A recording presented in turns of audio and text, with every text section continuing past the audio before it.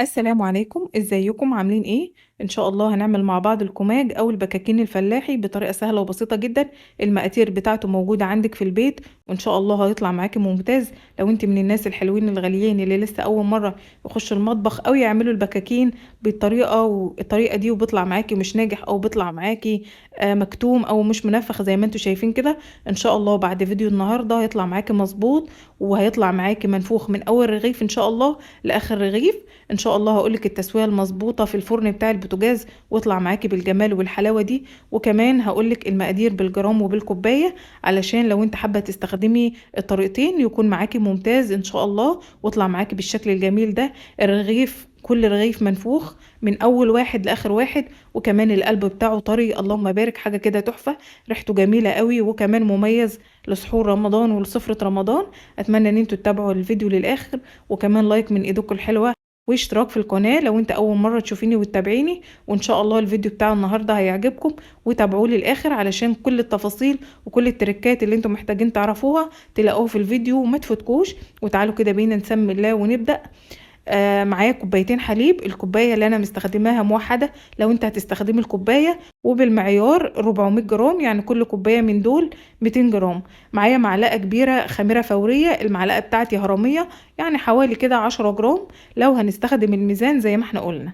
معايا معلقتين كبار سكر هرميين حوالي 50 جرام. هندوب السكر والخميرة الأول علشان يتفاعلوا. اللبن بتاعي مش ساقع، أنا مدفياه شوية على النار علشان يسرع معايا عملية التخمير. معايا حوالي كده نص كوباية زبادي، يعني 100 جرام، وشلت منهم معلقتين، المعلقتين دول كانوا القشطة اللي كانوا على وش الزبادي، يعني نص الكوباية 100 جرام، انا شلت منهم معلقتين اللي هي كانت القشطة، يعني 80 جرام.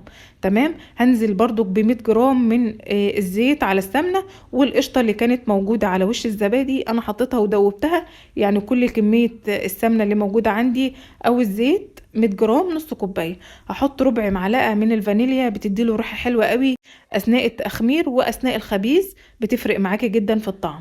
معايا كيلو من الدقيق اللي انا مستخدماه دقيق متعدد الاستخدامات، لو هنعايره بالكوباية او بمج الشاي العادي هيطلع معانا 8 كوبايات. هحط عليه ذرة الملح بتاعنا اللي دايما احنا بنستغناش عنها. الدقيق بتاعنا منخول، وزي ما قلت لك استخدمي اي ماركة انت حابة تستخدميها.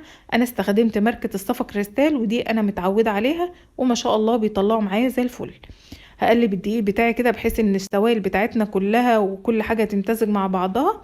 انا ضفت الاول اللبن، وده مش كل كمية اللبن اللي انا هستخدمها، ممكن لو ما عندكيش لبن تستخدمه مية عادي مفيش مشكلة، بس احنا بنحاول نزيده قيمة غذائية وبنحاول نطعمه، لان اللبن بيفرق شوية في الطعم. لو انت عندك لبن بقري بصراحة بيفرق فيه كمان، بيبقى طعمه حلو قوي وبيبقى خفيف كمان. لو انت حابة تستخدمي اللبن المعلب او المبستر اللي موجود في المولات بيبقى كويس برضك مفيش مشكلة. ولو ما عندكيش خالص ممكن تستخدمي الزبادي، بس الزبادي بينعمه بيديله حلو قوي، بيديله طعم حلو قوي، وانا حبيت ان انا اضيف الاتنين علشان يفرقوا معانا في الطعم. وزي ما قلت لك لو ما عندكيش لبن ممكن تستخدمي لبن بودر، نستخدم 3 معالق ولا حاجة، ونضيف الباقي مية وعادي هيبقى معانا زي الفل اللهم بارك. معايا كده بواقي اللبن، معايا 175 جرام، حطيتهم جنبي كده علشان استخدمهم اثناء العجين، وهبدأ ان انا اعجن، وهستخدم معلقة معلقة علشان كمية السوائل ما تزيدش مني في العجينة، وانا مش حابة ده. فدايما راعي الخطوة دي. هنعجن العجينة بتاعتنا مش محتاجة عجين خالص، هي مش زي القرص ولا زي العيش، يعني هي ما بين الاتنين، يعني بيبقى خفيف شوية، لا هو قرص ولا بيبقى عيش طري خفيف رفيع كده. لا، العجينة بتاعتنا ما بتاخدش مننا وقت، وبتبقى عجينة طرية وملساء، يعني قوامها حلوة قوي، وما خدتش مني وقت عجن كتير قوي، حوالي 10 دقايق بالظبط وكانت جاهزة معايا اللهم بارك. هكورها كده وابدأ ان انا اغطيها بالاسترتش راب علشان ابدأ ان انا ادخلها مرحلة التخمير. وكمية اللبن 175 جرام، انا ما استخدمتش منهم غير 50 جرام، يعني كل كمية السوائل اللي انا استخدمتها ال 400 جرام اللي في الاول اللي هما الكوبايتين، واستخدمت كمان ربع كوباية اثناء العجين يعني 50 جرام. كل دي نسبة السوائل اللي انا استخدمتها 450 جرام، يعني كوبايتين وربع. تمام كده. وفي حاجة كمان، لاحظوا ان مش كل الدقيق بياخد سوائل زي بعضه، في دقيق ممكن ياخد سوائل وفي دقيق ممكن ما ياخدش سوائل، فراعوا الخطوة دي. ممكن الدقيق اللي انت بتستخدميه مش نفس الدقيق اللي انا استخدمته، فمش هياخد معاكي سوائل. العجينة بتاعتنا اللهم بارك خدت معايا وقت تخمير حوالي كده ساعة إلا ربع، وطلعت ممتازة معايا اللهم بارك. أحاول كده بالراحة إن أنا أفرغ منها الهوا، وابدأ ان انا اقطعها رولات طويلة كده علشان ابدأ ان انا اكورها واقطعها على شكل الكرات. ممكن تقطعي او يعني تقرصي التقريصة بتاعتك وهي في البول عادي مفيش مشكلة، وممكن تقطعيها قدامك كده على الرخامة وتبدأي تشتغلي فيها. انا قطعت كده حجم الكورة بالميزان، انا مقطعة على الميزان. حجم الكورة كان معايا 50 جرام، ممكن تقللي عن كده وممكن تزودي عن كده، اللي انت حباه بقى اشتغلي فيه. تمام كده، الخطوات سهلة وبسيطة جدا ومش هياخد معاكي وقت اللهم بارك، وهيطلع معاكي ممتاز. اهم حاجة تتابعي الخطوات وهيطلع معاكي زي الفل اللهم بارك. حاجة كده سهلة وبسيطة، وتتابعي الخطوات زي ما انا قلتلك وهيطلع معاكي ممتاز. هبدأ ان انا اشكل كده الكرات بتاعتي، والتشكيل بتاعك حسب اللي انت حباه، يعني ممكن تصغري الكورة ممكن تكبريها، كل ده يرجع لك انتي. وبرضك علشان التأكيد انا هسيبلك ان شاء الله المقادير في صندوق الوصف، عشان لو انت حابة تتابعيها وحابه ان انت تعملي الوصفه تلاقيها. بس اهم حاجه راعي الخطوه دي، ممكن كميه السوائل ما تكونش زي بعضها. كورت كل الكميه وحطيتها في صينيه وغطيتها بستريتش راب او بكيس تلاجة عادي، قطعته 2 علشان ما تكونش طبقه على الوش، طبقه ناشفه كده وتشقق مني وتكون مش حلوه. هبدأ في مرحلة الفرد بعد ما سبتها بس 10 دقايق ترتاح، وهتتفرد معايا بكل سهولة. مجهزه معايا كده صينيه وفرش عليها فوطه، وكمان الاكياس بتاعتي اللي انا هغطي بيها الكوماج بتاعي، علشان كمان ما يكونش طبقه وانا فرداه ويبقى مشقق، لما اجي ادخله الفرن هيكون شكله مش حلو.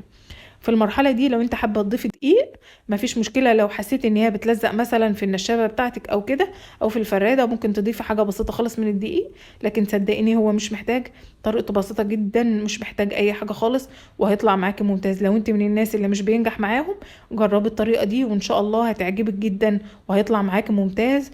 وكل واحده فيه منفوخه من اول واحده لاخر واحده، وان شاء الله هقولك برضك مراحل التسويه في الفرن بتاع البوتاجاز العادي عشان يطلع معاكي ممتاز. هفرد كل الكميه زي ما انتم شايفين بالطريقه دي، ومعايا الصينيه بتاعتي بغطي على طول كل حاجه بفردها. خلي السمك بتاعها حلو زي ما انتم شايفين كده، لا هي تخينه قوي ولا هي رفيعه قوي، السمك بتاعها مظبوط اللهم بارك، حلوه قوي كده مظبوطه. حابه بقى تعمليها بيضاويه مدوره مستطيله، الشكل اللي يعجبك اعمليه. والكميه ما شاء الله فردت معانا كميه كبيره. هسيبها بقى تختمر كمان مره حوالي كده ساعه او نص ساعه، هي انا فردت في نص ساعه وممكن اسيبها كمان نص ساعه عشان تاخد وقتها.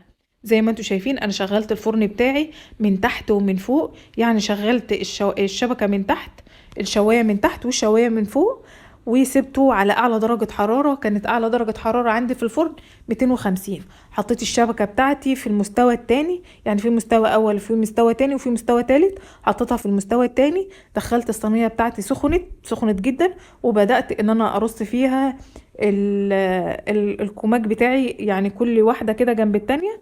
وبدأت 10 دقايق وابدأ ان انا افتح والف الصينية، وما شاء الله كله ما شاء الله طلع منفخ معايا منفوخ من اول واحده لاخر واحده، وطعمه مميز جدا وطعمه حلو قوي. لو انت حابه تضيفي في العجينه بقى سمسم تمام مفيش مشكله، لو انت حابه تضيفي برضك حبه البركه بيطلع ما شاء الله مظبوط، ولو انت حابه تضيفي لبن بقر بيبقى برضك ممتاز وبيدي طعم وبيدي ريحه. لو انت حابه تستغني عن السمنه وتضيفي الكميه كلها زيت، حاولي ان انت تقللي الكميه شويه علشان هيطلع ناشف معاكي قوي. والافضل ان انت تطعميه بمعلقتين سمنه بلدي كده يفرقوا معاكي في الطعم والريحه. وذرة الفانيليا ما تستغنيش عنها، بتفرق معاكي برضو في ريحة الكوماج. واتبعي الخطوة في التسوية هتطلع معاكي مظبوطة زي ما انا قلتلك. الصينية بتاعتك تكون سخنة في قلب الفرن، والفرن بتاعك يكون شغال من تحت ومن فوق على اعلى درجة حرارة، وتحطي الشبكة بتاعتك في النص وتبدأي تدخلي الصينية، وكل 10 دقايق تلفي الصينية بتاعتك الكوماج هيطلع معاكي مظبوط.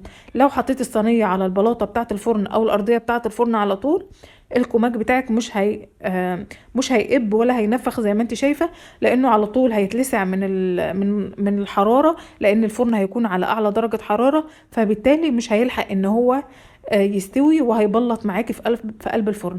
فاتبعي الخطوه دي في التسويه، وحتى لو انت هتشتغلي في الفرن الغاز هيبقى برضك نفس الطريقه وهيكون ممتاز معاكي. الكماج بتاعنا ان شاء الله ما شاء الله ما شاء الله طعمه مميز جدا، وزي ما انتم شايفين قلبه زي الفل، كل واحده منفخه، وطريقه حفظه سهله وبسيطه جدا. الكميه اللي انت هتاكليها عينيها على جنب، والكميه اللي انت هتعينيها في كيس تلاجة عادي وتحتفظي بيها في الفريزر. قبل ما تيجي تستخدميها تطلعيها بنص ساعه او بساعه وهيبقى معاكي زي الفل. حابه بقى تسخنيه في الميكروويف هيبقى معاكي زي الفل، حابه ان انت تسيبيه بره هيفك وهيبقى كانه لسه معمول. طعمه مميز جدا. اتمنى الفيديو بتاع النهارده يكون عجبكم. ما تنسوش الاشتراك في القناه وكمان لايك للفيديو. مشاهده ممتعه دمتم سالمين.